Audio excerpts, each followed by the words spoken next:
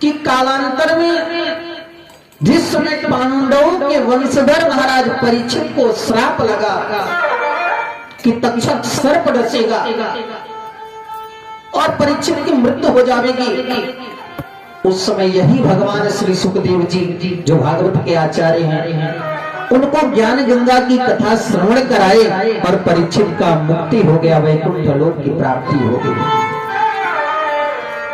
शौनकादि ने कहा गुरु जी मुझे समझ में नहीं आया, आपने कहा पांडवों के वंशधर परीक्षित का जन्म कब हुआ?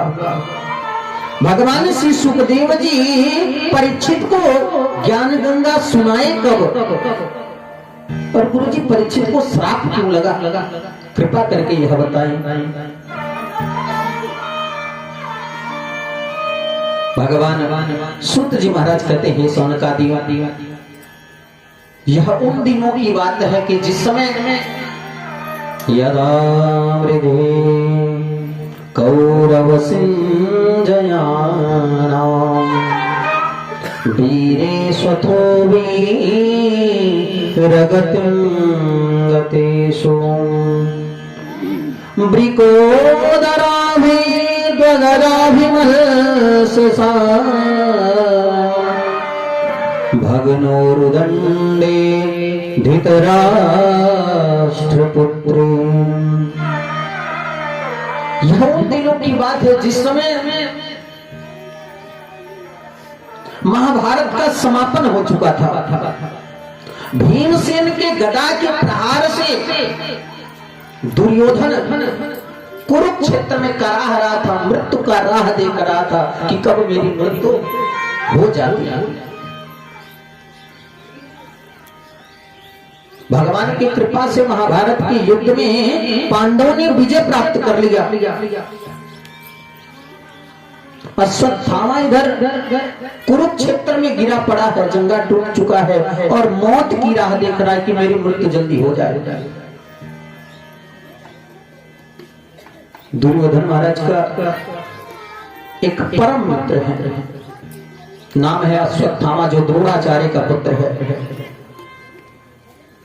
अश्वत्थामा रात्रि के समय दुर्योधन के पास पहुंचा।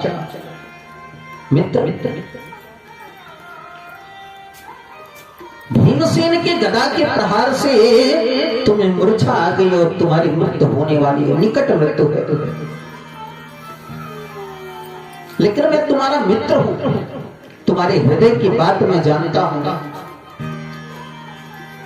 तुम्हारी मृत्यु होने वाली है, इसलिए मैं तुमसे पूछना चाहता हूं कि तुम्हारी अंतिम इच्छा क्या है। सुनो सुनो सुनो, तुम्हें मांगने में विलंब होगा लेकिन हमें वो काम करने में विलंब नहीं होगा। बोलो तुम्हारी अंतिम इच्छा क्या है, मैं पूर्ण करूंगा। दुर्योधन रोते रोते बोल पड़ा। दुर्योधन ने कहा मेरी एक ही इच्छा है कि जिस भीमसेन के गदा से मेरा जंघा टूटा है, उस भीमसेन का कटा हुआ सर मैं अपने हाथ में देखना चाहता हूं। अश्वत्थामा बोला बस इतनी सी बात, केवल भीमसेन का गर्दन चाहिए, तुम्हें गला चाहिए, सर चाहिए, मैं लाऊंगा, आप चिंता मत करो। रात्रि का समय है, जरा विचार करिए, जिस महाभारत जैसे युद्ध में पितामह भीष्म, कृपाचार्य, द्रोणाचार्य, बड़े बड़े आचार्य, अति वीर योद्धा, कर्ण, ढेर सारे बलशाली सैनिक मिल करके पांडवों का बाल बांका नहीं कर सके, उन पांडवों के सर को काट के लाने का वचन अश्वत्थामा अपने मित्र दुर्योधन को दे दिया। रात्रि घोर रात्रि हो गई, कन्हैया को सब पता है। भगवान पांडवों से कहते हैं कि आप लोगों ने युद्ध पे विजय प्राप्त किया, लेकिन कम से कम अपने राज्य का निरीक्षण तो करो, देख तो लो कि तुम्हारा राज्य कितने दूर में है। भगवान पांच के पांचों पांडवों को लेकर के अपने साथ में रात्रि के समय चले गए। बड़े गौर से सुनना, प्यार से बोलो जय श्री कृष्ण, जय श्री कृष्ण। रात्रि के समय लेकर के भगवान जब चले गए, द्रौपदी के मन में विचार हुआ, पति तो है नहीं, बाहर चले गए, क्यों ना पति की जगह पे हम अपने पुत्रों को सुला दो। द्रौपदी अपने पांचों बेटे को एक साथ अपने पतियों के स्थान पे सुला देती हैं और रात्रि के समय अपने कक्ष में शयन करने के लिए चली गई। इधर जब घोर रात्रि हुआ, उस समय अश्वत्थामा रात्रि के समय पांडवों के शिविर में प्रवेश किया और म्यान से तलवार निकाला। उसने सोचा कि पांडव शयन कर रहे हैं, पांडवों के पांचों पुत्रों को, निरपराध बालकों की अश्वत्थामा ने हत्या कर दिया, तलवार से गर्दन काट दिया। पांचों के सर को एक वस्त्र में लपेटा, पकड़ा और लेकर के चला गया दुर्योधन के पास। बोले मित्र, देखो मैंने मित्रता निभाई है, तुम्हारे वचन को रखने के लिए मैंने पांचों पांडवों की हत्या कर डाला। दुर्योधन को विश्वास नहीं होता, क्योंकि महाभारत जैसे युद्ध में जब दुर्योधन ने कुछ कर नहीं पाया पांडवों का, तो भला सोई में पांडवों को मार कैसे सकता अकेला अश्वत्थामा। बोले काम करो, इन पांचों सरों में जो सबसे बड़ा सर है वो मेरे हाथ में दे दो। वे भीमसेन का पुत्र था जिसका सबसे बड़ा सर था, क्योंकि भीमसेन का सर बहुत बड़ा था। अश्वत्थामा जो बड़ा सर था निकाल के दिया और दुर्योधन जैसे सर को दबाया, बिल्कुल टमाटर की तरह फूट गया। दुर्योधन रो पड़ा,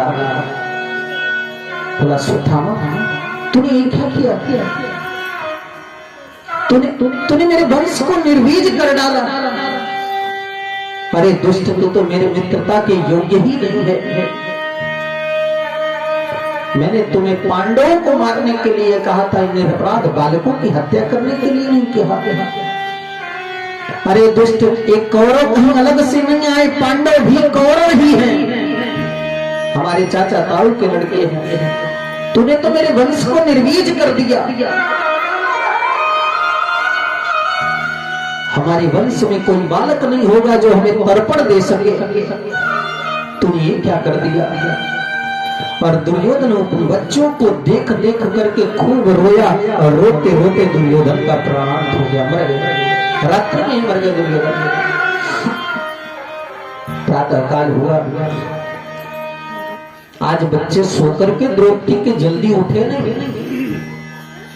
इसलिए मैया को बहुत चिंता होने लगी। एक मीठी बात आपको बताऊं,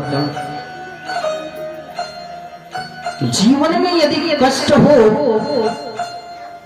अपनी संतान के जीवन में यदि कष्ट हो किसी प्रकार का, तो सबसे ज्यादा तकलीफ अगर किसी को होती है तो वे केवल मां है। बच्चा फटा कपड़ा पहना है, पिताजी देख के चले जाएंगे, लेकिन मां देख करके रह नहीं सकती। वो तो बच्चे के लिए अपने वस्त्र का त्याग करने के लिए तैयार हो जाएगी, लेकिन बच्चे को नया वस्त्र दिलाना चाहोगे। बच्चा यदि धूल में खेल रहा है, पिताजी गोद में उठाने से डर जाएंगे कि कपड़े खराब हो जाएंगे, धूल लग जाएगा, लेकिन माँ कभी करोड़ों की साड़ी पहनी है तो भी बच्चे को धूल से तुरंत गोदी में लगा लेगी और अपने ही पल्लू से उसको झाड़ना पोंछना प्रारंभ कर देगी। वो माँ है। कुपुत्रो जायेत क्वचिदपि कुमाता न भवति। पुत्र कुपुत्र हो सकता है, पर माता कुमाता कभी नहीं हो सकती। संतान के जीवन में यदि तकलीफ है तो सबसे ज्यादा कभी किसी को कष्ट होगा तो ये मां है। द्रौपदी को जब देखी, द्रौपदी प्रातः काल जगाने के लिए पहुंची तो देखते हैं मेरे पुत्रों के धड़ बचे हैं, सर तो है ही नहीं। सो महाराज जोर जोर से रोने लगी क्योंकि माता शिशूनां निधनं सुतानां निशम्य घोरं परिताप्यमानाम् तदा रुदत्तास्पगलाकुलाक्षी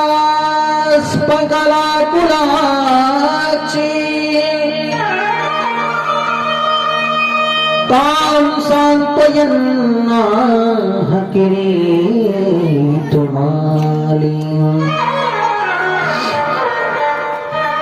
माता शिशूनां निधनं सुतानां, मैया ने जब देखा कि हमारे पुत्र रहे नहीं, मार दिए गए हैं, किसी ने हत्या कर दिया रात्रि के समय, सो मैया जोर जोर से द्रौपदी रोने लगी। द्रौपदी के रोदन को देख करके ताम सांत्वयन्ना किरीटमाली, किरीटमाली नाम है अर्जुन का, अर्जुन ने सांत्वना दिया कि देवी आप चिंता मत करो, रो मत, क्योंकि बीता हुआ चीज वापस आ नहीं सकता, जो हो गया सो हो गया। लेकिन मैं तुम्हें वचन देता हूं, प्रतिज्ञा देता हूं कि जिस दुष्ट जिस आताताई ने हमारे निरपराध बालकों की हत्या किया होगा, आज मैं तुम्हारी इच्छा से उस बालक को मृत्यु दंड दूंगा, मार डालूंगा। तुम्हारी इच्छा से उस दुष्ट आताताई को मैं दंड दूंगा। अर्जुन देखो, महाभारत में 2, 4, 5 विशिष्ट योद्धा थे।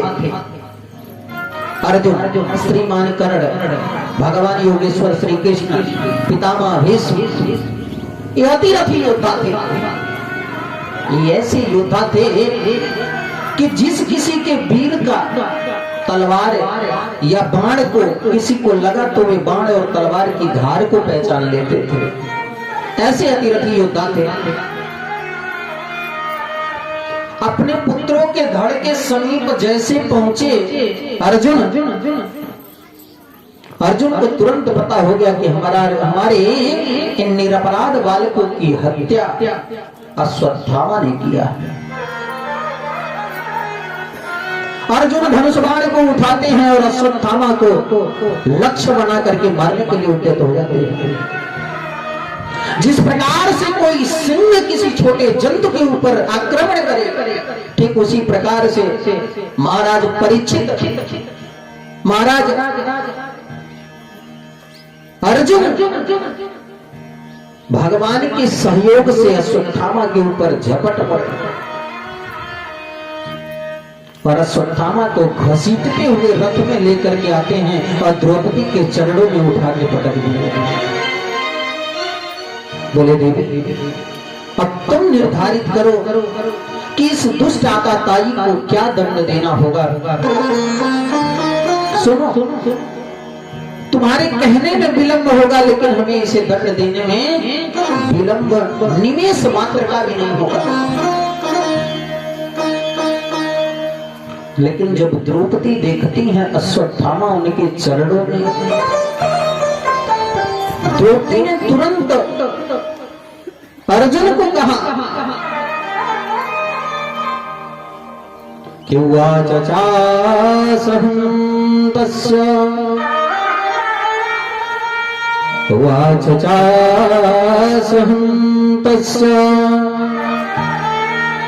बन्धनानयन सती मुच्यतामीश ब्रह्मणो नितरां गुरुः। उवाच चासहं तस्य ब्रह्मणो नितरां गुरुः। आप किसको पकड़ करके ले आए हैं? ये तो ब्राह्मण है, हमारे गुरु हैं, गुरु का पुत्र है अश्वत्थामा। मुच्यतामीश ब्रह्मणो नितरां गुरुः। छोड़ दो इसे, क्योंकि ये वध के योग्य नहीं है। अरे अर्जुन, जरा विचार करके जिस गुरु के शस्त्र विद्या से आपने महाभारत जैसे युद्ध में बड़े से बड़े अतिरथी योद्धाओं को परास्त कर डाला और महाभारत जैसे युद्ध में विजय प्राप्त किया, आज उसी गुरु पुत्र की हत्या करते हो। हमारे पुत्र मर गए तो क्या हुआ, हम तो अपने पति के सहारे जीवन जी लेंगे, लेकिन जरा विचार करो कि गुरु माता का जीवन कैसे कटेगा कि द्रोणाचार्य की मृत्यु हो चुकी, पुत्र भी मर जाएगा, गुरु माता जीवेगी कैसे। छोड़ भीमसेन बोले यदि तुम छोड़ दोगे तो मैं मार दूंगा। नकुल सहदेव कहते यदि भैया जी आप छोड़ दोगे तो मैं तो इसे जाने नहीं दूंगा, क्योंकि ये आताताई है, दुष्ट है, ये संसार में जीने के योग्य नहीं है, इसने निरपराध बालकों की हत्या की है।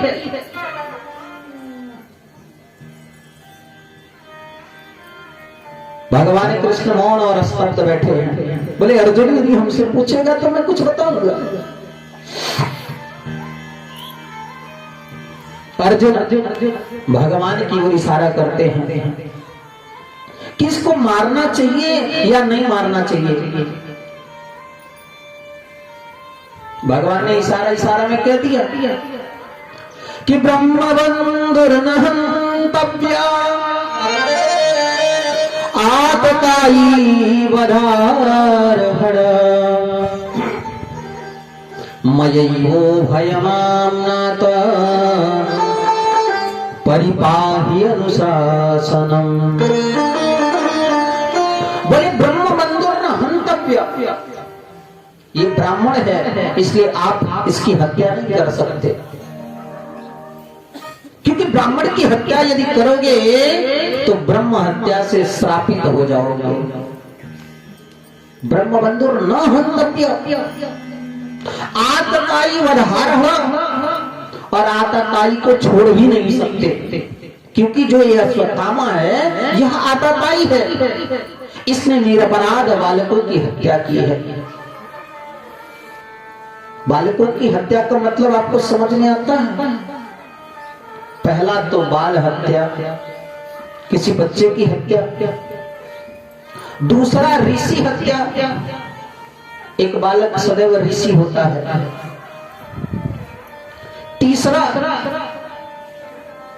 कि उस अबोध बालक के रूप में भगवान स्वयं वास करते हैं, तो आपने ब्रह्म हत्या कर दिया, साक्षात नारायण की हत्या कर दी, घोर अपराध। बहुत लोग ऐसा करते हैं ना, गर्भ में ही संतान को नष्ट कर देते हैं, मार डालते हैं।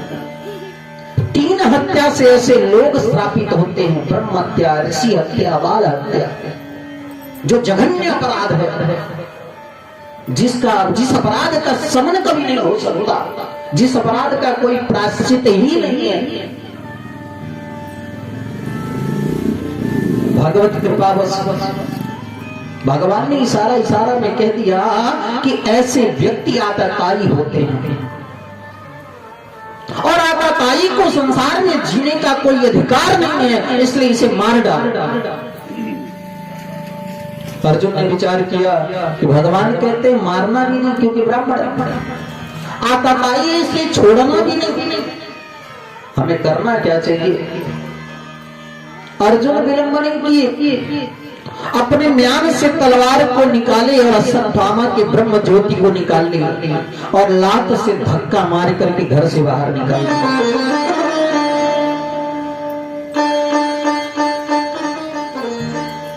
आपको पता है यही ब्राह्मण की हत्या है, क्योंकि वतनम द्रविड़ादानम स्थानानिर्यापणं तथा एष हि ब्रह्मबन्धुर्नाम बधो नान्योस्तु दैहिकम्।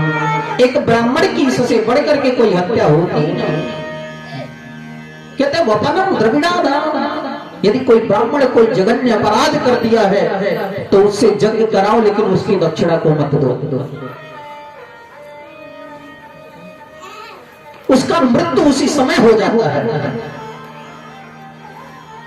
किसी ब्राह्मण की हत्या करना हो तो घर से अपमानित कर दो, उस ब्राह्मण का हत्या हो गया, मृत्यु हो गया उसी समय, क्योंकि ब्राह्मण का आपने अपराध कर दिया। और सुनो, ये तो आताताई की बात मैं कर रहा हूं, लेकिन गलती से भी किसी संत ब्राह्मण का आपने अपराध ऐसा कर दिया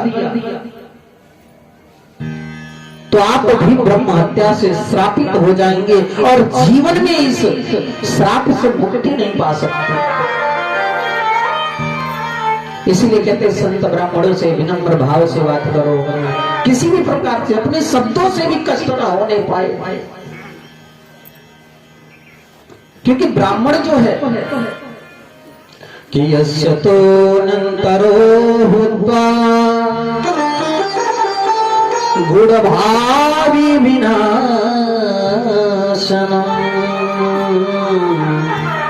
निर्देव देवतेति दुर्यन्तानमनोयः। ब्राह्मण पृथ्वी का देवता होता है, प्रत्यक्ष देवता है। गलती से भी इनका अपराध न होने पाए, क्योंकि दुनिया के श्राप इंद्र कुली समम शूल विशाला काल दंड हरिचंद्र कराला। इंद्र के वज्र से बच सकते हो, हरि के सुदर्शन से बच सकते हो, लेकिन ब्राह्मण के श्राप से कभी कोई बच नहीं सकता।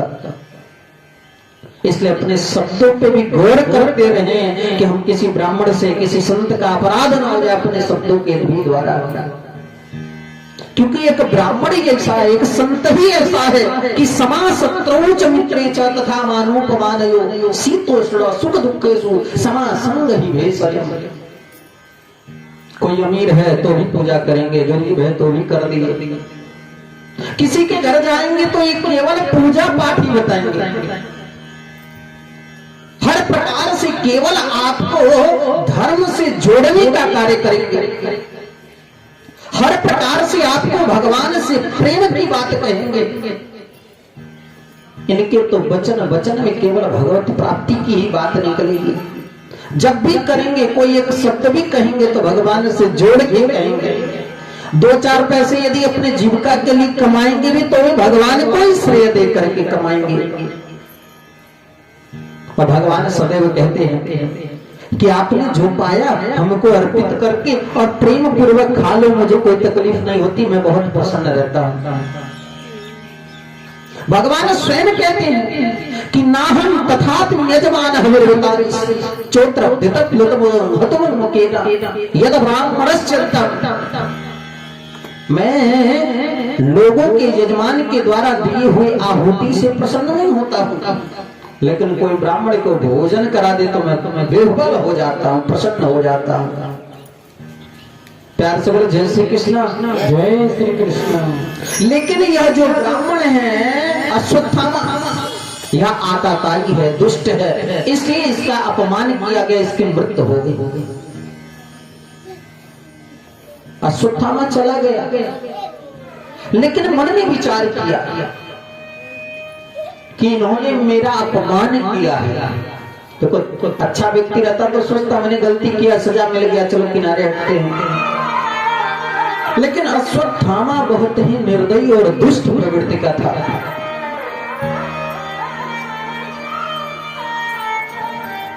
पांडवों के ही वंश में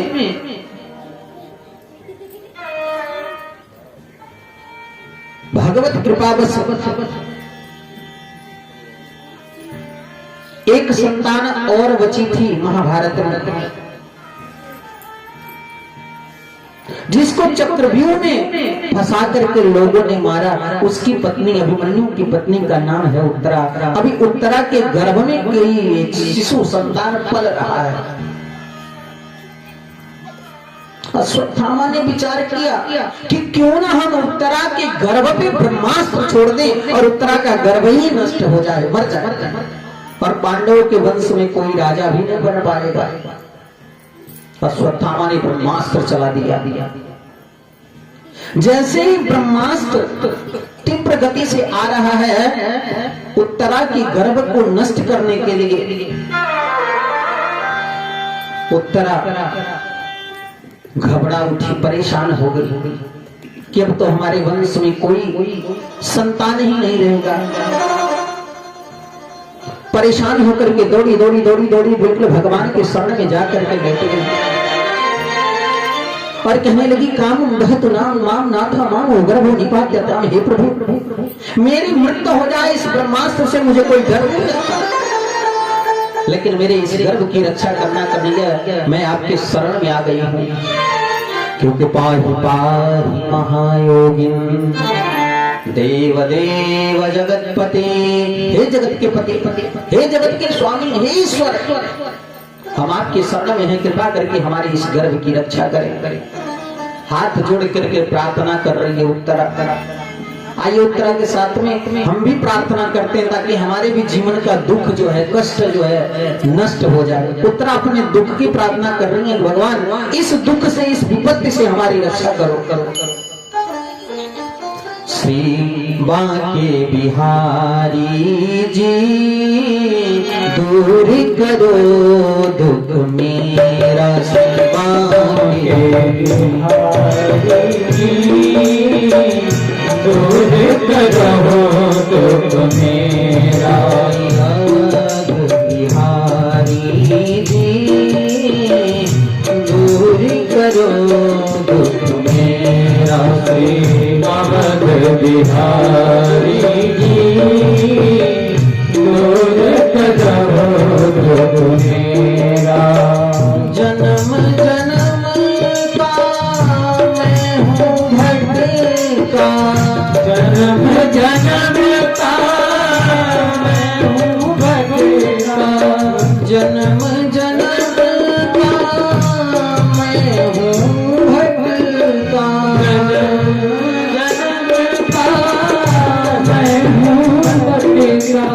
मेरा आज भंवर में अटका, मेरा आज भंवर में अटका। बिहारी जी दूर करो मेरा। बांके बिहारी जी दूर करो दुख मेरा। बिहारी जी दूर करो दुख मेरा। अवध बिहारी जी दूर करो दुख मेरा। आप सब लोग हाथ ऊपर करके भाव से गाइए अपने जीवन के संपूर्ण दुख को नष्ट करने के लिए। यदि आप चाहते हो कि आपके जीवन में किसी प्रकार का दुख न रहे और भगवान का शरण मिले, तो आप सब लोग भाव कराओ।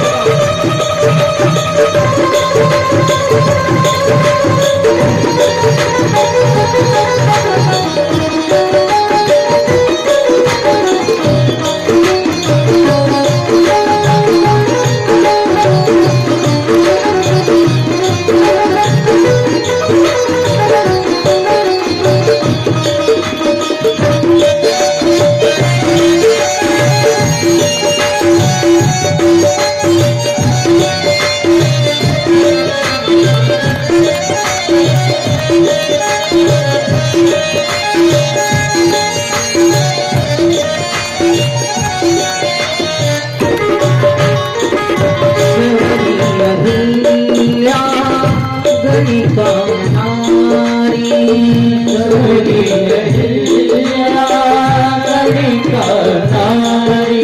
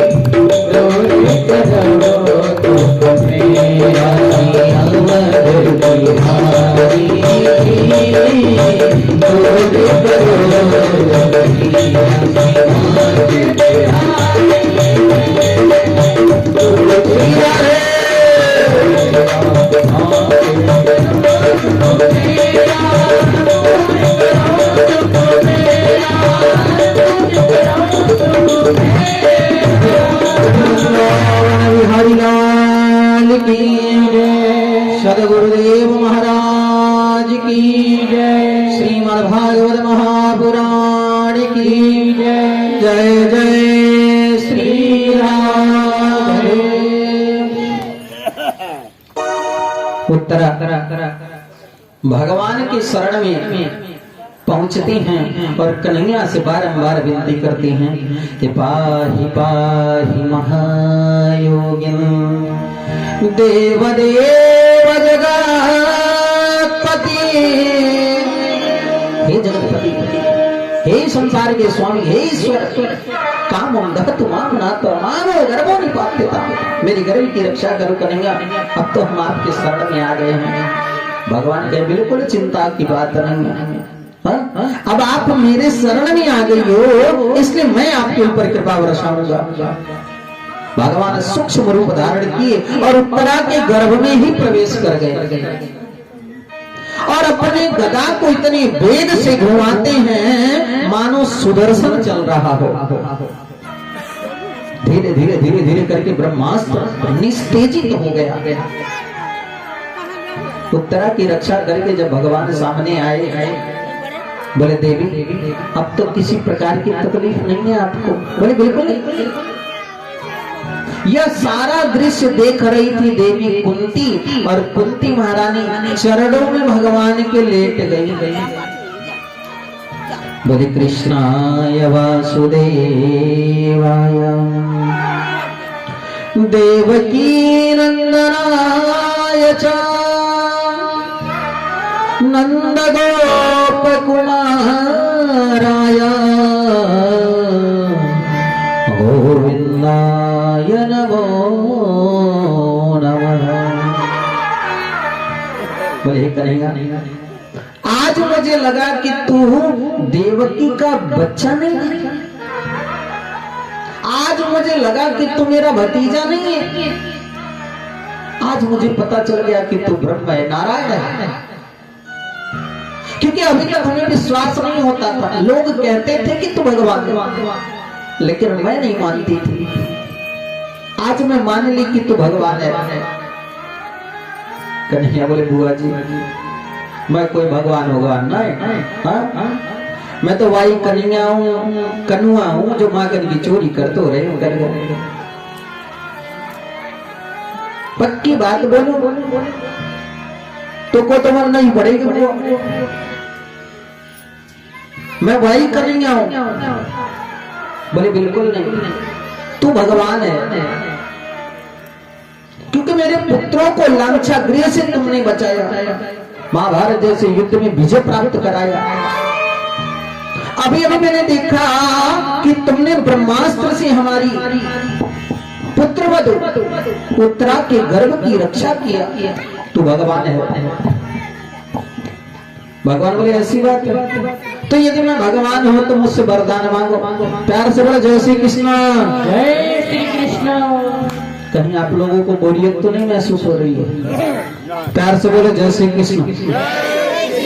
हाँ, आप सब तो पक्के ब्रजवासी दिखते हो। वृंदावन में तो 8-8 घंटे कथा चलती है, बीच में कोई विश्राम नहीं, 7 घंटे 8 घंटे तक कथा चलती रहेगी। हमको भी नहीं कभी थकान आती। आप सब बिल्कुल पक्के ब्रजवासी दिखाई देते हो कि आप लोगों को थकान नहीं लगती और भाव से भगवान का भजन कर रहे हो, कथा को सुन रहे हो। क्योंकि देखो सांसारिक चीज तो जीवन में बहुत आती रहेंगी जाती रहेंगी। हम भी प्रयास यही करते हैं कि भागवत के मूल विषय को आप लोगों को सुना, क्योंकि सांसारिक बात तो आप लोग मोबाइल पे भी सुन लेंगे, टीवी में भी देख लेंगे। इसलिए दुनिया की बातों को कम करता हूँ, प्रसंग की बातों को ज्यादा बताना चाहता हूँ। भैया कुंती जब बार बार विनती की कि तुम भगवान हो, लाला तुम भगवान हो, भगवान बोले चलो मैं मान लेता हूँ भगवान हूँ, मुझसे वरदान मांगो। यदि मैं वरदान दे दिया और तुम्हारा वरदान पूर्ण हो गया तो समझना मैं भगवान हूँ, अन्यथा मैं भगवान ना है। हाँ, मैं तो भाई गौरिया हूँ, ग्वाला हूँ, नंद को चोर हूँ, मागन चोरी करता हूँ। कुंती कहती है मैं वरदान यदि मांगू और तूने वरदान दिया नहीं तब बोले बुआ ऐसी बात नहीं, सुन तो को मांगने में विलंब हो जाएगा पर मुझको देवे में काचो विलंब ना लगे या ताई तो तू मांग। तुझको मांगने में बुआ विलंब हो सकता है, सोच सकती है तू, लेकिन मुझे देने में विलंब नहीं होगा क्योंकि तूने मुझे कहा कि मैं ब्रह्म हूँ, भगवान हूँ, तो मैं भगवान हूँ तो देने में विलंब क्या? मांगो क्या चाहिए? कुंती बोली कदाचित मैं मांगू और तू नहीं दिया तो मैं क्या करूंगी? कन्हैया बोले मैं दूंगा, तू मांग तो सही। बोले कन्हैया मुझे तो एक ही वरदान चाहिए। बोले बोल। बोले विपदः सन्तु न सस्व। अगर आप लोगों के सामने भगवान आ जाए बोले बेटा वरदान मांग तो क्या मांगोगे? हाँ? बढ़िया गाड़ी देना, खूब बड़ा घर दे देना, ढेर सारी भूमि दे देना, धन धान्य से संपन्न कर देना, यही मांगोगे? अभी ऐसे कर रहे हो लेकिन भगवान आ जाए तो यही मांगोगे? मुझे पक्की बात विश्वास है पूरा। प्यार से बोले जय श्री कृष्णा। जय श्री कृष्णा। भगवान के सामने तो मांगोगे, आप तो दुनिया के भी सामने मांगते हो, पड़ोसी से मांगते हो, अपने बेटे से मांगते हो, पिता से मांगते हो, भाई से मांगते हो, सबसे मांगते हो आप। लेकिन दुनिया के लोगों से मांगने से अच्छा तो मैं यही कहूंगा कि भगवान से ही मांगा करो। हाँ? क्योंकि दुनिया के लोग आपको कुछ दे नहीं सकते, केवल परिहास कर सकते हैं। क्योंकि दुनिया से भला हम क्या मांगे, दुनिया तो खुद ही भिखारी है। अरे मांगो उस मुरली वाले से जहाँ होता कभी इंकार नहीं, मांगो उस मुरली वाले से। दुनिया से क्या मांगना चाहिए? दुनिया तो खुद ही भिखारी है, वे भी किसी से मांगते हैं, तो उनसे मांगने से क्या फायदा? ईश्वर से मांगो, भगवान से मांगो। लेकिन सुनो, भगवान से मांगो क्या? भगवान से भगवान को मांगो, संसारिक वस्तु मत मांगो। प्यार से बोलो जय श्री कृष्ण। जय श्री कृष्ण। कुंती बोली यदि कुछ देना है, आपकी इच्छा है तो हमें महाराज विपद सन्तु न सस्व तत्र तत्र जगत गुरु। तुम्हें कुछ देना है तो मुझे विपत्ति दे दो। भगवान बोले तू क्या मांग रही है बुआ? तेरे पूरे जीवन में केवल विपत्ति ही रहा, कभी तूने सुख देखा ही नहीं, और आज सुख की घड़ी आ रही है तो तू विपत्ति मांग रही है। नहीं कहूं शर्म ना आवे? सुन कुछ और मांग ले, ये विपत्ति शोभा नहीं पाता। मैया बोली भवतो दर्शनम यस्य पुनर्भव दर्शनम। मुझे विपत्ति ही चाहिए क्योंकि तुम्हारा दर्शन बार बार होता रहेगा। भगवान बोले ये तो नहीं दे सकता क्योंकि तेरे जीवन में कभी सुख मैंने देखा ही नहीं। जिस समय हुआ तुम्हारा जन्म हुआ तो तुम्हारे माँ बाप मर गए। एक संतान के जीवन में कितनी तकलीफ होगी कि जन्म लेते ही माँ बाप मर जाए। कुंती भोज राजा ने तुम्हें दत्तक पुत्री के रूप में ग्रहण किया, स्वीकार किया, और कुंती भोज राजा ने तुम्हारा पालन पोषण किया। समय व्यतीत हुआ, संतों के आशीर्वाद से एक बार संत आए कुंती भोज राजा महाराज के यहाँ।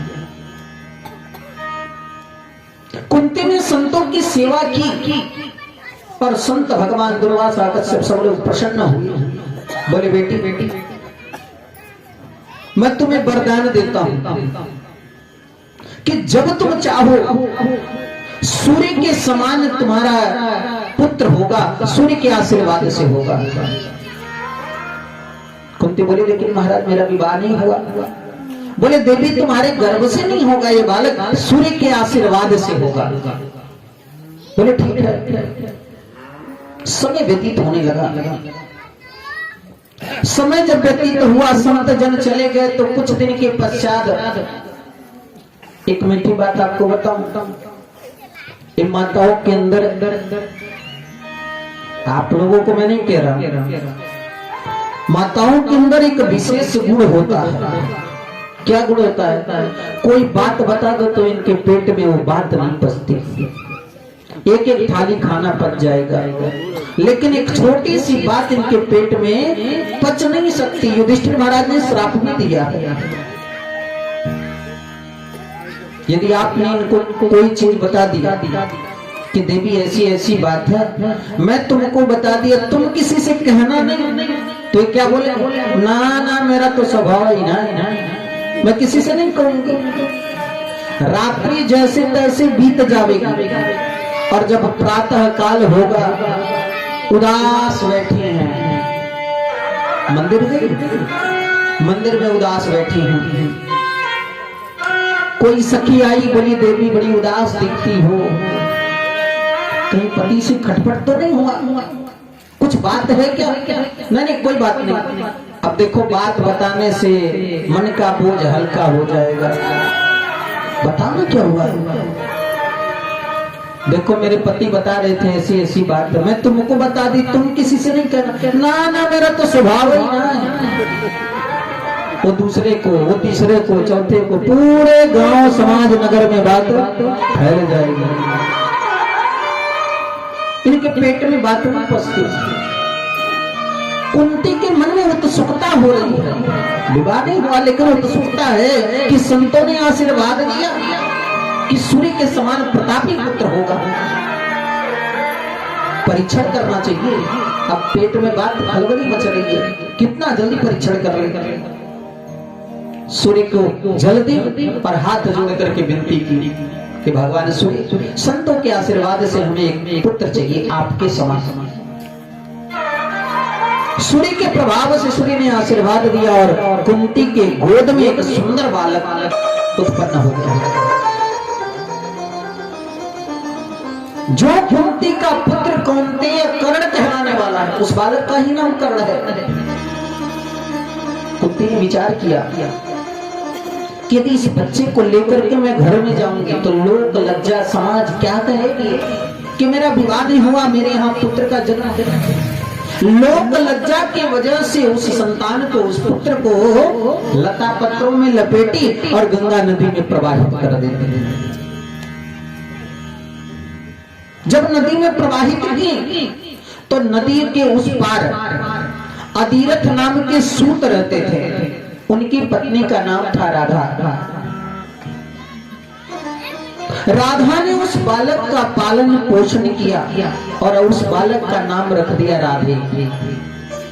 सोचो, जो कुंती का पुत्र कौन्तेय कर्ण कहलाने वाला था, आज राधे का पुत्र राधे हो गया। कुंती के जीवन में ये तीसरा कष्ट कि अपने बेटे को नदी में प्रवाहित करना पड़ा, दूसरे लोगों ने पालन पोषण किया। समय व्यतीत हुआ, कुंती का विवाह हुआ। पति पांडु महाराज पीलिया के मरीज, हाँ, वे भी पति का कोई सुख नहीं। पांडु महाराज को श्राप मिला था कि तुम पत्नी के पास कभी भी काम भाव से यदि जाओगे तो शीघ्र तुम्हारी मृत्यु हो जाएगी। पति मिला, वो भी बीमारी से ग्रसित, और उस पति का भी कुंती के जीवन में कोई सुख नहीं। एक दिन की बात है, पांडु महाराज अपनी दूसरी पत्नी के पास पहुंचे वासना से, सो तुरंत उनकी मृत्यु हो गई, मर गए। पति मिला, पीलिया का मरीज, वे भी पति का कोई सुख नहीं, और वह भी पति भरी जवानी में कुंती महारानी विधवा हो गई, पति भी मर गया। अपने ही घर में महाभारत जैसे विकराल युद्ध को देखना पड़ा अपनी आंखों से। ससुर भसुर को मरते हुए देखी कुंती के जीवन का कष्ट जरा विचार करो। समय और व्यतीत हुआ। महाभारत युद्ध के उपरांत युधिष्ठिर महाराज राजा बनते और कुंती आज राजमाता बनेंगी।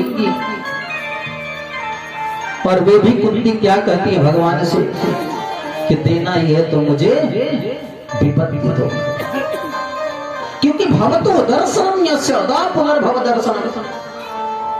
हे कन्हैया, मेरे जीवन में विपत्ति होगा तो तुम्हारा दर्शन जरूर होगा, इसलिए मुझे विपत्ति ही चाहिए। प्यार से बोलो जय श्री कृष्ण। भगवान कुंती को सांत्वना दी। बोले हमारे दर्शन की बात रही तो जब तक मैं धरती पे रहूंगा तो तुम्हें दर्शन देता रहूंगा, और जैसे मैं धरती से जाऊंगा तो तुम्हारा भी प्राणांत हो जाएगा। भगवान अर्जुन को लेकर के चले गए। इधर समय व्यतीत होने लगा। जिस उत्तरा के गर्भ की रक्षा की उस उत्तरा के गर्भ से एक सुंदर बालक का जन्म हुआ, नाम है परीक्षित। भगवान भी ढेर सारा आशीर्वाद देने के लिए आए। इधर भगवान अपने द्वारिका में जाकर के ढेर सारी लीलाओं को किए, और मरते वक्त भगवान ने कहा कि ये लोग सब लोग मर जाएंगे, यदुवंशियों से श्राप दिलवाए। और तत्पश्चात अर्जुन से कहते हैं कि हमारी 2-4 पत्नियां ग्वालिन बची हैं, इनको लेकर के तुम हस्तिनापुर चले जाओ, क्योंकि मैं अब गोलोक धाम जाने वाला हूं। थोड़ी ही क्षण में द्वारिका डूब जाएगी समुद्र में, सब कुछ नष्ट भ्रष्ट हो जाएगा। भगवान की